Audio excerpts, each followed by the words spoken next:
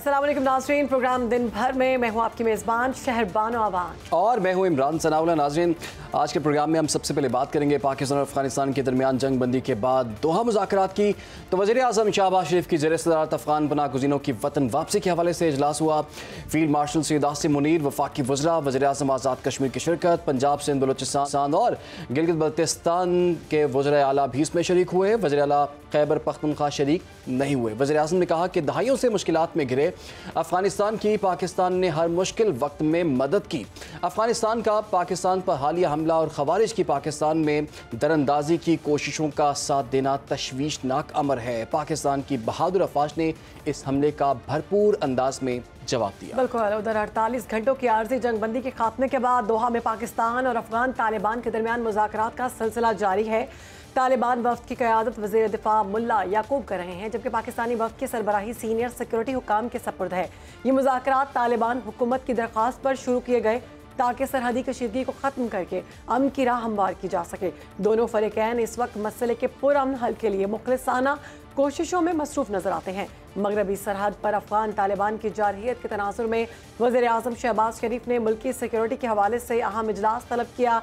आला सतह के इजलास में चारों सूबों के वज़ीर आला, वज़ीर आज़म आज़ाद कश्मीर और वज़ीर आला गिलगित बल्तिस्तान भी शरीक हुए। इजलास में मुल्क की मजमूई सिक्योरिटी सूरत हाल और अफगानिस्तान के साथ जारी कशीदगी पर गौर किया जाएगा और वज़ीर आज़म शुरका को अहम हुकूमती फैसलों पर एतमाद में भी लेंगे। दूसरी जानिब कशीदा सूरत हाल के बायस तुरखम और चमन बॉर्डर पर तजारती सरगर्मियाँ मुकम्मल बंद हैं। सैकड़ों गाड़ियाँ फंस चुकी हैं। सामान की चोरी और ट्रैकिंग डिवाइसेस की कमी ने सूरत हाल इंतहाई पेचीदा बना दी है। इस तनाजुर में हुकूमत ने अफगान महाजरीन कैंप बंद करने का फैसला किया है। इस्लामाबाद ने वाज़ेह किया अमन बातचीत सिर्फ उस सूरत में मुमकिन है जब अफगानिस्तान अपनी सरजमीन पाकिस्तान दुश्मनों को इस्तेमाल से रोके। वज़ीर आज़म का कहना है कि अगर अफगान हुकाम संजीदा हुए तो तवील मुद्दत अमन के लिए बातचीत आगे बढ़ेगी। बसूरत दीगर पाकिस्तान अपनी सलामती पर किसी समझौते के लिए तैयार नहीं है। वज़ीर आज़म शहबाज शरीफ ने आज गुफ्तगू भी की। उन्होंने क्या कहा, पहले हम आपको वो दिखाते हैं। क्या तो हुए उससे यकीनन सब्र का पैमाना लबरेज हो गया। मुकम्मल तौर पर हिंदुस्तान की शय के जिस वक्त ये हमला हो रहा था पाकिस्तान के ऊपर, तो उनके वज़ीर ख़ारजा मुतकी वो दिल्ली में थे, पर मजबूरन फ़ौज पाकिस्तान को जवाब देना पड़ा जो हमने दिया है। उसके बाद उन्होंने सीज़ फायर चाहते, उन्होंने दरख्वास्त की। कल हमने फ़ैसला किया कि 48 घंटे की इंटरिम सीज़ फायर हम करेंगे। ये पैगाम उनको कल दे दिया गया। और इसी तमाम तर सूरत हाल पर बात करने के लिए इस वक्त हमें ज्वाइन कर लिया हमारे नुमाइंदे शहरियार खान ने, और इसके साथ साथ साबिक सफ़ीर हैं जिया बलोच साहब, उन्होंने भी ज्वाइन किया। उनको भी वेलकम करते हैं। अब सबसे पहले जिया बलोच साहब, हम आपसे आगाज़ करते हैं। अभी दोहा में मुज़ाकरात की बात भी हो रही है और इससे पहले भी आपको पता है कि 2020-21 में भी दोहा मुज़ाकरात हुए थे।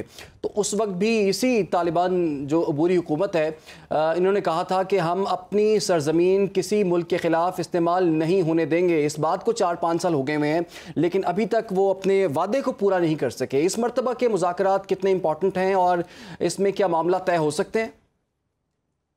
जी, बिस्मिल्लाहिर्रहमानिर्रहीम। देखिए, सबसे पहले तो हमें थोड़ा सा अ, तमहीद ये में कहना पड़ेगा कि अफगानिस्तान और पाकिस्तान के तारीख़ी रवायती और मजहबी रिश्ते हैं लोगों के साथ, लेकिन अनफॉर्चुनेटली वहाँ की हुकूमतें पाकिस्तान के वजूद से लेकर आज तक एक ख़ास किस्म का अपना एजेंडा लिए हैं, और उसमें कुछ तो उनके इंटरनल फोर्सेस हैं या हकीकतें हैं उनकी, और मोस्टली वो किसी के आलाकार बने हैं। अब जहां तक इन तालिबान 2 का ताल्लुक है, 2.0 का ताल्लुक है, तो ये तो इनको तो बड़ा ममनून होना चाहिए था पाकिस्तान का। और हम सब एट द कॉमन लेवल भी यही सोच रहे थे पाकिस्तान में कि अब मसाइल हल की तरफ जाएंगे। वहाँ ड्यूरेंट लाइन में की तरफ से कोई दरअंदाजी नहीं होगी, वहाँ के कैंप्स जो है वो बंद होंगे जो नॉन स्टेट एक्टर्स के हैं। यहाँ से इज्जत और एहतराम से जो अफगानी 3 मिलियन मेहमान हमने रखे हुए थे गुज़श्ता 4 डेकेड से, उनको वापस भिजवा दिया जाएगा। लेकिन ये सब कुछ उसके बरअक्स हुआ। अब मसला ये है कि उसकी क्रेडिबिलिटी जो तालिबान के रिजीम की है, वो मैं समझता हूं कि बहुत मखदूश हो चुकी है, क्योंकि वो पहले ही दोहा वन जो हुई थी एग्रीमेंट, जिसके अंदर पाकिस्तान का भी बहुत बड़ा किरदार है उनको आगे बढ़ाने का, उनको फैसिलिटेट करने का, और बगैर किसी ब्लड शेड के ट्रांसफर ऑफ पावर इनके पास आ गया, उन्होंने कब्जा कर लिया काबुल पे। सो अब ये है कि बड़ी वाज़ेह बात है, पाकिस्तान 3 चीजें चाहता है कि डिप्लोमेटिक डायलॉग आपके साथ होगा, क्योंकि आपको करना पड़ता है, बहुत जरूरी है, क्योंकि उसी से डिफरेंसेस जो हैं वो आपके हल होते हैं। लेकिन एक मजबूत डिटेरेंस हमें कायम करना होगा। अफगान की अपनी हुकूमतों की अगर कोई गैर कानूनी काम करते हैं और नॉन स्टेट एक्टर्स के खिलाफ, तो मैं समझता हूं कि जब तक के तालिबान की तरफ से मुकम्मल यकीन दहानी नहीं कराई जी हाँ। जाती कि अब से पाकिस्तान के खिलाफ कोई भी नॉन स्टेट एक्टर नहीं जाएगा उनकी सरजमीन से, तो मैं समझता हूं कि ये पॉसिबल है, क्योंकि इसके अलावा तो कोई हमारे मसले नहीं है, बल्कि एक लिहाज से दो जो मुल्क हैं आपस में इतने को बिल्कुल ज्वाइंटेड ठीक है। वाज़ेह तौर पर डिपेंडेंस वज़ीर है। आज़म शहबाज शरीफ ने भी आज गुफ्तगू की है। बलोच साहब इस पर भी बात करेंगे। शहरयार खान हमारे साथ मौजूद हैं। शहरयार, आज अहम इजलास हुआ, उस इजलास के हवाले से बताइएगा। जी बिल्कुल, वज़ीर आज़म शहबाज शरीफ की सदारत में ये इजलास हुआ, तो इसमें जहाँ इस अमर पर तशवीश का इजहार किया गया कि अफ़गान सरजमीन से हमले किए जा रहे हैं और इसमें अफ़गानी भी मुलव्वस हैं इसमें, तो वहीं पर एक वाज़ेह पैगाम ये भी दिया गया कि अब ये हमले किसी सूरत बर्दाश्त नहीं किए जाएंगे और इनका भरपूर अंदाज में जवाब दिया जाएगा। और गुज़िश्ता दिनों में भी इसका भरपूर अंदाज में मुँह तोड़ जवाब दिया गया और इस पर जो है इजलास ने army chief field marshal Syed Asim Munir समेत तमाम मुसल्लह अफवाज के खराज तहसीन पेश किया। जो हमारे वहाँ लोग जो शहीद हुए उनको खराज तहसीन पेश किया गया और उसके साथ साथ बड़ा वाज़ेह पैगाम दिया गया कि अफ़गान महाजरीन का जो मसला है उनको वतन वापस भिजवाने का जो अमल है वो जारी है और 16 अक्टूबर तक 14 लाख से ज़्यादा जो है अफ़गानी वो वापस भिजवाए जा चुके हैं। और ये बड़ा वाज़ेह अंदाज में बताया गया इस इजलास में कि अब कोई भी अफ़गानी जो है उसकी जो बेदखली की जो तारीख़ है उसमें तोसी नहीं की जाएगी और पाकिस्तान में अब सिर्फ वही रह सकेंगे जिनके पास वीज़ा होगा और जिनके पास वीज़ा नहीं होगा उनको फौरी तौर पर बेदखल कर दिया जाएगा। तो ये एक तो ये बड़ा वाज़ेह पैगाम दिया गया। दूसरा, दहशतगर्दी के ख़िलाफ़ जो जंग है पाकिस्तान की, उसमें भी बड़ा वाज़ेह अंदाज में ये जवाब दिया गया कि हमने भारत को भी मुंह तोड़ जवाब दिया और जो है उसमें भी फील्ड मार्शल सैयद आसिम मुनीर और मुसल्लह अफवाज की जो रहा तमाम अमल उसको सराहा गया उस इजलास में। और उसके साथ साथ जो सिफारती महाज पर जो कामयाबियाँ हासिल की हैं उनको भी सराहा गया। इसमें 3 सूबों के वज़राए आला जो शरीक हुए, उसके सिंध, पंजाब, बलोचिस्तान के वज़राए आला इसमें शरीक हुए इजलास में। गिलगित बल्तिस्तान के वज़ीर आला, आज़ाद कश्मीर के वज़ीर आज़म इस इजलास में शरीक हुए। Chief of army staff field marshal Syed Asim Munir समेत अस्करी हुकाम भी इसमें मौजूद थे इस इजलास में। और इस इजलास में एक तवील ब्रीफिंग दी गई जो इस वक्त सूरत हाल है अफ़गान महाजरीन के अलावा जो सिक्योरिटी की सूरत हाल है उस पर भी बड़ी भरपूर अंदाज में ब्रीफिंग दी गई। बिल्कुल जी, रियासती पॉलिसी जो है वो आज सामने है। लेकिन जी आर बलोच साहब, पाकिस्तान की तो पॉलिसी है, अफगान पॉलिसी है, उस पर डिबेट हो सकती है, उसमें कुछ कमी बेशी भी हो सकती है, बट अफगानिस्तान के पास तो कोई पाकिस्तान पॉलिसी है ही नहीं। और दूसरी बात ये कि पाकिस्तान तो अफगानिस्तान पर डिपेंड करता ही नहीं है, लेकिन अफगानिस्तान की हुकूमत और अफगानिस्तान की आवाम पाकिस्तान पे डिपेंड ज़रूर करते हैं। तो इतनी बड़ी डिपेंडेंसी के बावजूद जो है इनको शय किससे मिली थी? और उस टाइम के अंदर जब उनके वज़ीर ख़ारजा जो हैं, इत्तलात तो पहले ये भी थी कि वो पहले पाकिस्तान आना चाहते थे लेकिन इंडिया वो चले गए, तो इंडिया में उनकी मौजूदगी और वहाँ से बयानात दागना और साथ ही साथ जहन में ये भी होना कि हम तो पाकिस्तान पे डिपेंडेंट हैं, तो आखिर वजह क्या बनी कि सूरत हाल यहाँ तक पहुँच गई? पहले तो मैं थोड़ी तस्हीह कर दूं आपकी कि ये कहना गलत सही नहीं होगा, दुरुस्त नहीं होगा कि उनकी कोई फॉरेन पॉलिसी नहीं है। कभी कभी कहते हैं कि कुछ ना करना भी एक पॉलिसी होती है। अच्छा, लेकिन बड़ा वाज़ेह नजर आ रहा है वो एक अपने फॉरेन पॉलिसी के ऊपर है कि जी हम और उनको एक डिल्यूजन है अपने मुतालिक कि जी हमने अमेरिकन को यहाँ से निकाला, रशियन को निकाला, और उससे पहले बाकी जो तारीख है। तो चाइना के साथ भी बातचीत करना शुरू की उन्होंने, चाइना ने भी उनके साथ बातचीत की, रशिया के साथ बात की, रशिया ने तो उनको रिकग्नाइज भी कर लिया। अब जो इंडिया के साथ हुआ है तो ये बड़ी वाज़ेह नजर आ गई कि अब फॉरेन पॉलिसी है, लेकिन किस डायरेक्शन की है वो वाज़ेह हो गया कि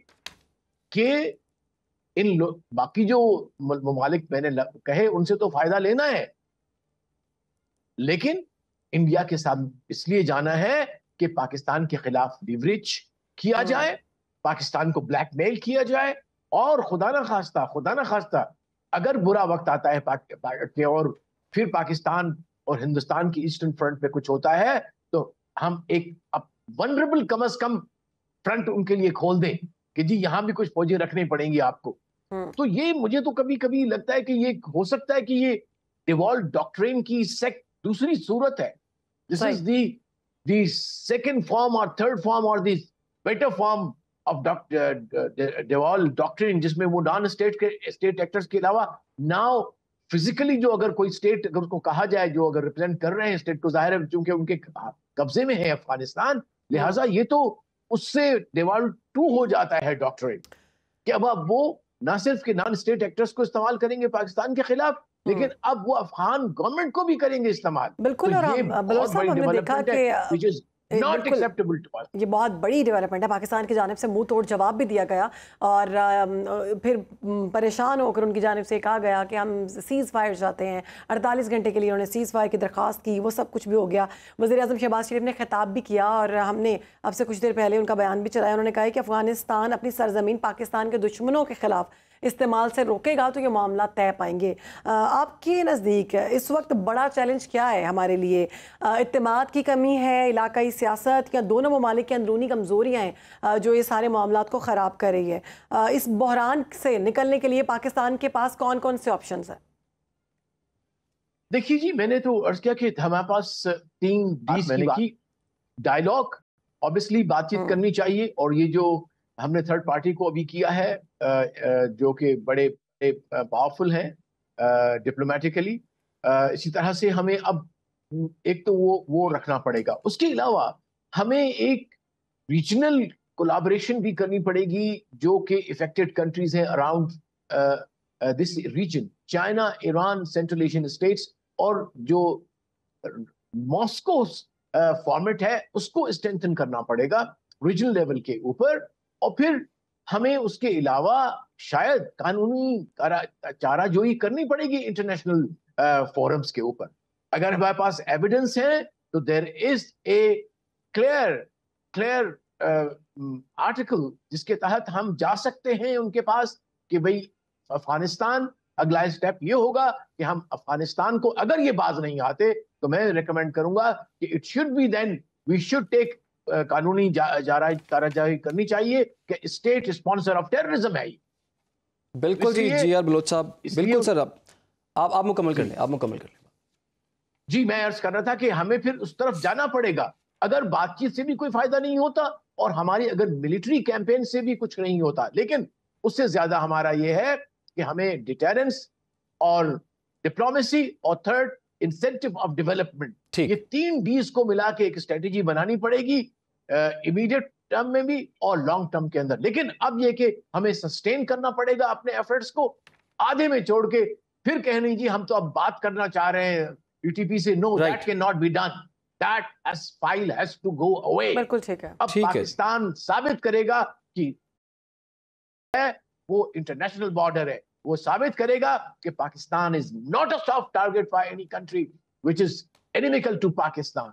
बिल्कुल ठीक कहा सर आपने जी आर बलोच साहब, आपने बिल्कुल ये अहम नुकता उठाया आपने, और इस पर हम देख रहे हैं कि पूरी रियासत मुतफिका बयानिया जो है वो भी सामने आ चुका हुआ है।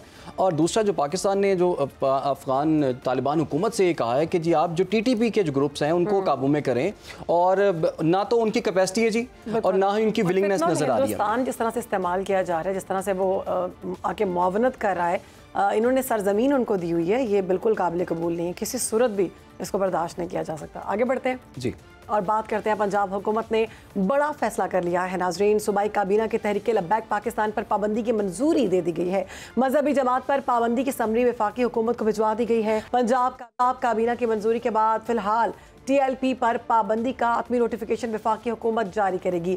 वजारत दाखिला की मंजूरी और नोटिफिकेशन के बाद ही जमात को बाज़ाब्ता तौर पर कलअदम करार दिया जा सकेगा। वज़ीर इत्तलात पंजाब अज़मा बुखारी कहती हैं, रियासत के रेट चैलेंज करने वालों के साथ अब नरमी नहीं बरती जाएगी। जी, उन्होंने इस मुताल्लिक क्या कहा है, अब आपको वो दिखाते हैं।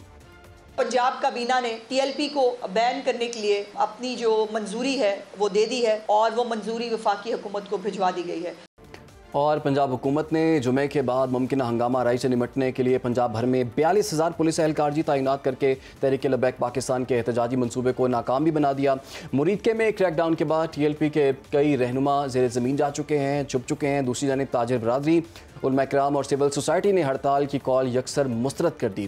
ताजिर रहनुमाओं ने पुरतशद्दुद एहतजाज, जलाओ घिराव और रोड ब्लॉक करने को अवाम दुश्मन अमल और मईशत को नुकसान करार दिया है। उलमा ने भी इस पर अब वाज़ेह किया है कि मौजूदा मुल्की हालात किसी गैर ज़रूरी एहतजाज के मुतहम्मिल नहीं हो सकते, ख़ासतौर पर उस वक्त जब मुल्क की मगरबी और मशरक़ी सरहदों पर काफ़ी कशीदगी भी हो। बिल्कुल, और अभी पाबंदी की बातें की जा रही थी, उस पर फिर अज़मा बुखारी का बयान सामने आया है कि अब पाबंदी का इतलाक़ जो है वो कर दिया गया है और बाकायदा तौर पर ये सारी चीज़ें सामने आ जाएंगी। इमरान, 2021 की अगर हम बात करें तब भी इसी तरह से TLP की जानिब से एहतजाज किया गया, जलाओ घिराव किया गया, इमलाक को नुकसान पहुंचाया गया। तो हमने देखा तब भी ये जिक्र किया जा रहा था कि TLP पर पाबंदी लगाई जाएगी, लेकिन तब ये मामला कामयाब नहीं हो सका। अब दोबारा से ये बातें सामने आ रही हैं, तो देखना ये होगा कि वाकई अब इस पर मुकम्मल तौर पर पाबंदी लगेगी। बात करेंगे, हमें ज्वाइन किए इससे इंतज़ार राना मुबशर साहब ने।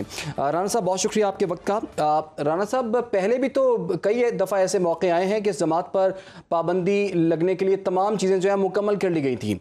अब एक मरतबा फिर से हम देख रहे हैं ये जो टाइमिंग हमें नज़र आ रही है इनके एहतजाज की, फिर वफाक की तरफ से, पंजाब की तरफ से हमें क्लियर पॉलिसी भी नज़र आ गई है कि अमन व अमान ख़राब करने की इजाज़त नहीं दी जाएगी। क्या होने जा रहा है आने वाले दिनों में इस जमात के खिलाफ? अब देखिए, एक चीज़ ज़रा क्लियर कर ले बात अपनी जहन में, और वो ये है कि इस वक्त as we talk there are 2 Indian generals sitting in Afghanistan, they are serving generals. ठीक है, वो 2 सर्विंग जनरल जो हैं वहां पे अफगानिस्तान में बैठे हुए हैं in the corridors of power, उन हुक्मरानों के साथ, अफगान हुक्मरानों के साथ इस वक्त बैठे हुए हैं एज वी टॉक। अब मसला ये है कि अगर वहां पे बैठ के, अफगानिस्तान के अंदर बैठ के 2 इंडियन जनरल्स उनको स्ट्रेटजी सिखाएंगे अफगानियों को कि जनाब किस तरीके से आपने दहशतगर्दी फैलानी है पाकिस्तान के अंदर, और जो प्रॉक्सी वॉर है उसको उठा के आपने कैसे लेके जाना है पाकिस्तान की टेरिटरी के अंदर, तो फिर हमें तो इकदाम उठाने पड़ेंगे ना। सो इसमें कोई रॉकेट साइंस नहीं है। मेरे ख्याल में ये काम तो बहुत अरसा पहले कर लेना चाहिए था कि जनाब अब इंडियन जर्नल बैठ के अफगानियों को बताएंगे कि जनाब किस तरह लड़ाई लड़नी है और किस तरह बॉर्डर पे लड़ाई लड़नी है और किस तरह दहशतगर्दी फैलानी है। और भाई इंडियन जनरल्स जो हैं उनकी तो स्ट्रेटजी जो है, उनकी मिलिट्री स्ट्रेटजी जो है वो तो ऑलरेडी पिट चुकी है, और वो 4 दिनों में हमने देख लिया है कि उनके पास कौन सी मिलिट्री स्ट्रेटजी है। They have nothing to offer. हाँ, पैसे जरूर लगा रहे हैं इंडियंस वहां पे, जरूर वहां पे पैसे की, वहां पे बोरियों के मुंह खोले हुए उन्होंने, डॉलरों के मुंह खोले हुए उन्होंने, और जो काम वहां पे पहले 1 रुपए में होता था अब वो समझ ले कि 10 रुपए लगाने के लिए तैयार है। मैं एक एग्जाम्पल दे रहा हूँ, एक वेग एग्जाम्पल दे रहा हूँ आपको। So they are pumping in so much of money over there just because कि किसी ना किसी तरीके से पाकिस्तान के अंदर दहशतगर्दी फैली रहे, यहाँ पे फैलाते रहे और कॉन्टिन्यूसली इंगेज करके रखे जनाब बॉर्डर्स पे। अच्छा राना साहब ये जो है ना, कल इशारा भी हमने देखा, आपने बात बिल्कुल दुरुस्त की है। कल वफाकी वज़रा ने जब प्रेस कॉन्फ्रेंस की और वज़ीर दाखिला ने कहा कि ये हर पिछले 1-2 महीने से 15 दिनों के बाद कोई ना कोई बड़ा एहतजाज हमें देखने को मिल रहा है, और वो कहते हैं इसके पीछे कोई रीजन है। तो आप भी जो इशारा फरमा रहे हैं, तो क्या इस एहतजाज के पीछे कोई खास रीजंस थी जो कि स्टेट को पता चल चुकी हैं? इससे बहुत ज्यादा चीजें आगे भी हैं। मैं तो ये कहूंगा कि आप जो इंटरसेप्ट हुई हैं कॉल्स, जो स्टेट ने इंटरसेप्ट की हुई हैं कॉल्स, जिनकी वजह से या जो बीच में फैसिलिटेटर्स है, let me put it this way, जो फैसिलिटेटर्स हैं उनकी कॉल्स जो इंटरसेप्ट हुई हुई हैं, और जिस तरीके से जो टाइमिंग की बात आप कर रहे हो कि जनाब ये टाइमिंग है, इस टाइमिंग पे जनाब आप जलसे निकालें, जुलूस निकालें, हड़तालें करें, ये करें, वो करें, वो टाइमिंग जो है उनका नेक्सस जो है आपको मिल चुका है। सही। हाँ, there must be a reason to it, जिस वजह से इस वक्त वो सारी कॉलें सामने नहीं आ रही हैं। प्रोबेबली कोई बड़ी मछली को हाथ डालना होगा। आपका ये तो कहना है इन शॉर्ट, लेकिन हमारे पास एविडेंस है। इन शॉर्ट आपका ये कहना है कि अफगानिस्तान में तो उनकी फंडिंग की गई है, पाकिस्तान में भी भारत की जानिब से फंडिंग की गई है, उसके बाद के सारे मामला शुरू हुए हैं। अच्छा, हम पाबंदी की बात कर रहे हैं, इससे पहले भी TLP पर पाबंदी लगाने की बातें की गई, इससे पहले भी 2021 में उनकी जानिब से इसी तरह का एहतजाज किया गया, इमलाक को नुकसान पहुंचाया गया, पुलिस अफसरों पर हमले किए गए, पुलिस अफसरों को शहीद किया गया, आम आवाम को भी बड़ा नुकसान पहुंचा। तब भी पाबंदी आयद करने की बातें की गई, पाबंदी आयद भी हुई, लेकिन उसके बाद फिर बहाली हमने देखी। अभी क्या हुकूमत के पास कोई है ऐसी पॉलिसी कि पाबंदी तो आयद हो जाएगी लेकिन उसके बाद फिर सुलह सफाई वाले मामलात की तरफ नहीं जाएंगे? मेरे ख्याल में अगर हुकूमत इस बार फिर सुलह सफाई की तरफ जाएगी और अगर सोचेगी भी, तो मेरे ख्याल में वो डिजास्टर होगा। वो डिजास्टर सिर्फ हुकूमत का नहीं होगा, वो डिजास्टर इस मुल्क का भी होगा। तो अनफॉर्चुनेटली ऐसे इकदामात नहीं करने चाहिए कि वो जनाब फिर बैक टू स्क्वायर वन वाली सिचुएशन में जाएं ये लोग। तो बैक टू स्क्वायर वन वाली सिचुएशन में मत जाएं। जी, आगे बढ़ते हैं। हुकूमत और IMF के दरमियान होने वाली ताज़ा गुफ्तगू में अब एक नया मालियाती मोड़ आ गया है। खाद और ज़रूरी अद्वियात पर टैक्स बढ़ाने की तजवीज़ मुस्तरद होने के बाद अब हुकूमत और IMF इस बात पर गौर कर रहे हैं कि मुतबादल रेवेन्यू कहाँ से लाया जाए। मुजवज़ा मंसूबे के तहत सोलर पैनल्स और इंटरनेट पर टैक्स बढ़ाने का इम्कान जाहिर किया जा रहा है। इसी पर बात करेंगे। हमें ज्वाइन किया है मुआशी माहिर हैं डॉक्टर इकरामुल हक साहब, बहुत शुक्रिया आपका। इकराम साहब, खाद और ज़रूरी अद्वियात की अगर हम बात करें तो टैक्स बढ़ाने की तजवीज़ पर गौर किया जा रहा है। आप क्या समझते हैं, हुकूमत और IMF के दरमियान इसमें इख्तलाफात की वजह क्या है? क्या ये महज रेवेन्यू का मामला है या फिर पॉलिसी तरजीहात सामने रखी जा रही है? ये जाहिर है कि ज़राअत का तो पहले से ही बहुत बुरा हाल है, और फिर सैलाब के बाद आपने देखा कि इस पोजीशन में कहा है कि अगर हम अपनी ज़रूरी जो इनपुट्स हैं उनको महंगा करते जाएंगे तो फिर फूड सिक्योरिटी का मसला भी पैदा होगा, और गुर्बत आगे बहुत ज़्यादा आपने देखा है कि दही इलाकों में बढ़ रही है और उनकी हालत बहुत ख़राब है। तो मेरा ख्याल है हुकूमत ने इस पर तो बहुत वाज़ेह स्टैंड लिया है कि ये टैक्सेस तो हम नहीं लगाने देंगे। तो जो शॉर्टफॉल आ रहा है वो अब इतना ज़्यादा है कि कोई ना कोई उनको मुतबादल तजवीज़ तो चाहिए जहाँ से ये रेवेन्यू शॉर्टफॉल पूरी की जाए। अब सोलर पैनल्स को बात करना या ये कहना कि हम इंटरनेट पे ज़्यादा टैक्स लगाएंगे, ये भी नामुनासिब बात है, क्योंकि अब ये दोनों चीज़ें तो राइट ऑफ लाइफ में ही शामिल हैं और लोगों ने इसके तहत कुछ अपना इंतज़ाम कर लिया रूफ टॉप के ऊपर। तो यहाँ टैक्सेस भी मेरे ख्याल में बहुत ही गैर मुनासिब बात है। और इंटरनेट, एक तरफ हम कहते हैं कि हम जो अपनी IT एक्सपोर्ट्स बढ़ाएंगे, और इंटरनेट की यहाँ पहले ही हालात अच्छे नहीं है, हमारी इंफ्रास्ट्रक्चर इसमें बहुत पुअर है, और ऊपर से हैवी टैक्सेशन करेंगे तो जाहिर है कि वो और ज्यादा इसको ब्रॉडबैंड को बढ़ाने की 20% तक अगर ये इंटरनेट को बढ़ा देंगे, उसकी कीमतों को बढ़ा देंगे, तो ये बात तो फिर आम आवाम की पहुंच से बहुत दूर चली जाएगी। जी, यही मैं कर रहा था कि ये भी बहुत गैर मुनासिब बातचीत हो रही है। दरअसल जिसकी तरफ दोनों तवज्जो नहीं दे रहे हैं जानबूझकर, या पता नहीं इनको इस बात के से लाइलम है। हालांकि आपने देखा कि जो इस साल भी टैक्स की एग्जम्पशंस का तजिया आया है कि वो हर साल IMF की फरमाइश के ऊपर ही इनको बनाना पड़ता है, वैसे तो इनका दिल नहीं करता। वो अब भी 5 बिलियन ट्रिलियन से ज्यादा है। अब अगर आप 5 ट्रिलियन से ज्यादा की टैक्स एग्जम्पशंस दिए हुए हैं तो फिर उनको कम करने की बजाय आप और मजीद टैक्सेस की बात कैसे कर सकते हैं? अब बार बार यही होता है कि IMF जो है वो यूटिलिटीज की कीमतों को बढ़ाने पे जोर देता है, और ये इनको भी कन्वीनियंट लगता है कि यहाँ से आसानी से पैसा इकट्ठा हो जाएगा और लोगों की जिंदगी मुश्किल से मुश्किल तर बनाते चले जा रहे हैं। तो क्यों नहीं वो जो मराठी याफ्ता तबकात को इतनी ज्यादा टैक्स एग्जम्पशंस दे चुकी हैं, जिसका हजम 5 खरब रुपए से भी ज्यादा है, तो उनको भी आधा कम कर ले तो वैसे भी बजट हो जाएंगे और ये फजूल किस्म के टैक्सेस भी नहीं लगाने पड़ेंगे। डॉक्टर साहब, IMF की फरमाइश पर पहले ही बहुत ज़्यादा टैक्सेस लगे हुए हैं। आपको पता है कि पिछले साल भी हमने देखा था कि जो सैलरीड क्लास है उनकी स्लैब जो है वो चेंज कर दी गई थी। फिर हम देख रहे हैं कि किसान हैं, ज़रूरी टैक्स भी नाफिज कर दिया गया, सूबों के हवाले से भी कुछ अहकाम जो हैं वो जारी हुए। इतना सब कुछ करने के बावजूद भी जो रेवेन्यू शॉर्टफॉल है वो कम नहीं हो पा रहा। तो ये टारगेट्स क्यों नहीं अचीव हो पाते हमारी जानिब से? टैक्स कलेक्शन क्यों नहीं बढ़ पाती हमारी? देखिए, वो गिने चुने जो लोग टैक्स देते हैं उन्हीं से बार बार टैक्स, उन्हीं के ऊपर टैक्स बढ़ाते रहते हैं, और खासतौर पे सबसे ज्यादा जाती तो वो सैलिड क्लास से करते हैं, क्योंकि उनको तो सारा टैक्स काट कर मिलते हैं पैसे, और वो सारा दिन मेहनत भी करते हैं। और इसकी बजाय जो बड़े बड़े आपने देखा कि लोग हैं जिनको बहुत सी गवर्नमेंट पर राहत भी मिली हुई है, और जो उस पर किसी किस्म का टैक्स नहीं देते, वो भी तो टैक्स पेयर के पैसे से ही जाता है। वहां तो डबल नुकसान होता है, एक तो उनके ऊपर कोई टैक्सेशन नहीं हो रही है, और दूसरा वो फंड भी टैक्स पेयर मनी से हो रहे हैं। तो इसके ऊपर तो बेशुमार दफा लिखा जा चुका है कि पाकिस्तान का जो टैक्स स्ट्रक्चर है उसमें खास जो मराठी याफ्ता तबकात है उनको टैक्स फ्री इनकम मिलती हैं, टैक्स फ्री बेनिफिट्स मिलते हैं, और जो गरीब आवाम है और जो हमारे मिडिल क्लास के लोग हैं उनके ऊपर बिला वजह और बिला जवाज टैक्सेस में इजाफा किया चला जा रहा है, जबकि आमदनी लोगों की बढ़ नहीं रही है और उनके लिए ज़िंदगी मुश्किल होती चली जा रही है। तो मैं अर्ज़ कर रहा था कि अगर आप उन टैक्स एग्जम्पशंस का जायज़ा लें जो दे रखी हैं, तो वो कोई गरीब लोगों को नहीं दी हुई, वो तो सारे पावरफुल लोग हैं। ठीक तो है उसके ऊपर डॉक्टर कोई साहब, डिबेट नहीं होती आपका ना। बहुत शुक्रिया इस सारे मामले पे आपने गुफ्तगू की, और आवाम को कहीं पर भी रिलीफ नहीं दिया जा रहा। सैलाब तो उतर गया मगर जाते जाते तबाही की दास्तानें छोड़ गया। जलालपुर पीरवाला में सैलाबी रैला स्कूल और मकानात बहा ले गया। बच्चे खुले आसमान तले बेयारों मददगार मौजूद हैं, और वो इस वक्त हुकूमत का इंतज़ार कर रहे हैं कि कोई आए और उनकी दादरसी करे। बिल्कुल जी, इस पर एक स्पेशल रिपोर्ट तैयार की काशिफ लांग ने, वो रिपोर्ट देखते हैं।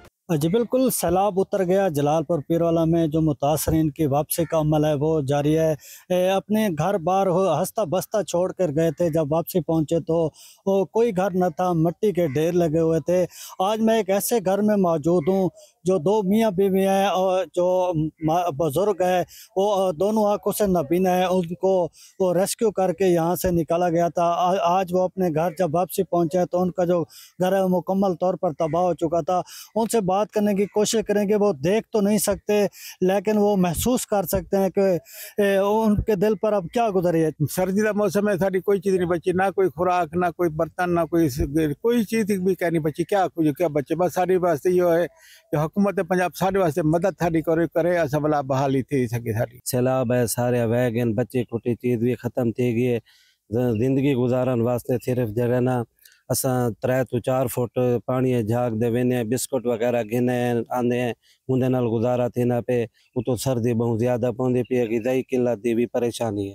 पहले भी सड़क दे रह गए, रोड दे ना कोई राशन पानी है, ना कोई खावन को कोई चीज है, कोई चीज ही नहीं लगती पे। साडे को छत है गना सिर दी, असां सर्दी च रात ही सुमने भी सी लगदे भी मच्छर सागु यो पटेन भी हुकूमत को यो चाहने भी साडे नाल तावन करन। बस सारा किताबा लोड़ गन, मैं सरकारी स्कूल पढ़दा 3 क्लास पढ़दा, ए सारे किताबा सारा लोड़ गन। मेहरबानी करो साको किताबा गिना दे, सारे वाला स्कूल खुलवा। महीना तो छेवण वाला था, पानी गुजरेंदे बेसे बोक को सारे हालात खराब हैं, सारे बाल तंग हैं, सारे जानवर तंग हैं।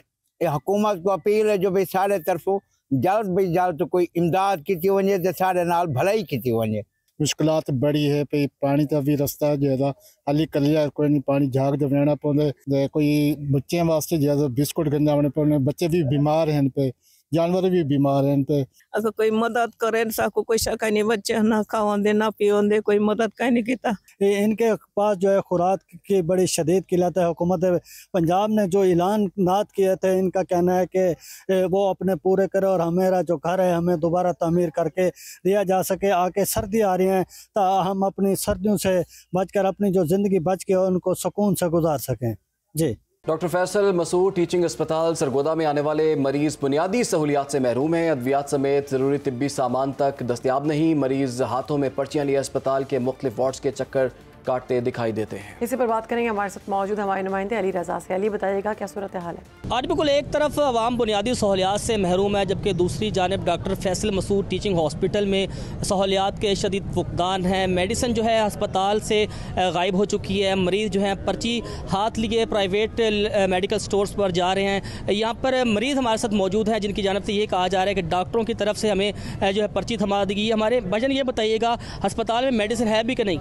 नहीं भाईजान, 2 दफ़ा आ चुके हैं, इधर से ना एलर्जी वाली दवाई नहीं मिल रही। सफ़र कर गए 46 अड्डे से आया है भाईजान। एलर्जी वाली ये बाहर की दवाई लिख दी है, ये बाहर की गुंजाइश नहीं है। हम ये 2 दफ़ा आया नहीं मिली। लेकिन बदकिस्मती के साथ यहाँ पर मेडिसिन जो है मुकम्मल तौर पर नायाब हो चुकी है। यहाँ पर जो जगह जगह गंदगी के ढेर लगे हुए हैं पर, और जो पार्किंग माफिया है वो भी आवाम को दोनों हाथों से लूट रही है। और यहाँ पर जो मरीज़ हैं वो ये मुतालबा करते दिखाई दे रहे हैं कि मरीज़ों को जो है इस वक्त ना तो मेडिसिन फराहम की जा रही है और हस्पताल इंतज़ामिया मेडिसिन की फराहमी को यकीनी बनाएं ताकि उनकी मुश्किलात भी कम हो सकें। जी, लाहौर की शेरशाह कॉलोनी नाले का मंजर पेश करने लगी। सड़कों पर गंदे पानी के बाद ताफून और बीमारियों ने जिंदगी मफलूज बना दी है। शहरियों और दुकानदारों की दुहाइयाँ, इंतज़ामिया की खामोशी बरकरार, मुतालिबा किया कि फ़ौरी नया सीवरेज सिस्टम बिछाया जाए।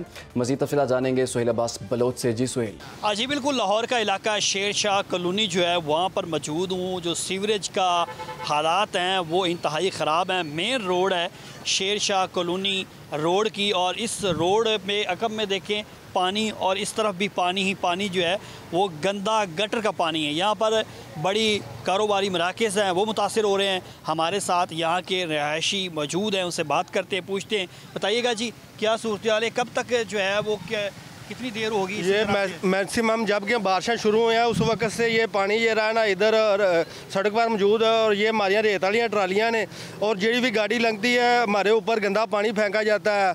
हमारा इधर देखें क्या हाल है। पानी की वजह से बहुत मुतासर हो रहे हैं, कारोबार यानी कि ख़त्म हो गया है। और स्कूल है, ये सामने स्कूल के बच्चे यहाँ से गुजरते हैं, उनको बहुत मुश्किलात का सामना करना पड़ रहा है। और ये कई दिनों से इसी तरह से गंदा पानी जो है यहाँ पर जमा है। लोग जो हैं वो बीमारियों में मुब्तला हो रहे हैं, लेकिन इंतज़ामिया जो है वो इसके लिए कोई एक्शन नहीं ले रही। जी बहुत शुक्रिया सुहेल, आपने अपडेट किया। प्रोग्राम से हमें दीजिए इजाज़त। इंशाल्लाह कल आपसे मुलाकात होगी। अल्लाह हाफ़िज़।